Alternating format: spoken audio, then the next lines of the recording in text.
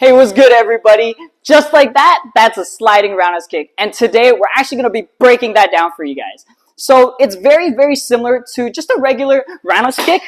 Only difference is that we're going to be kicking with our front leg rather than our back leg. So same thing. We always want to keep that bouncing in. We want to be able to always be on our feet and moving fast. So the only thing with the sliding roundhouse kick is that we're going to take the position of our front leg with our back leg. So in a sense, we're going to switch and bring our knees up. We're just going to switch our legs, switch, and bring our knees up. Same thing. And we're going to practice this motion one more time. Switch and bring our knees up. Only difference with this kick is we're going to be using a lot less hip because we're just kicking with our front leg right away. So I'm going to show you guys real quick. We're going to bounce and boom, just like that. So in slower times, switch and snap. It's always about the snapping motion. We want to make sure every single kick that we do is fast and it's impactful.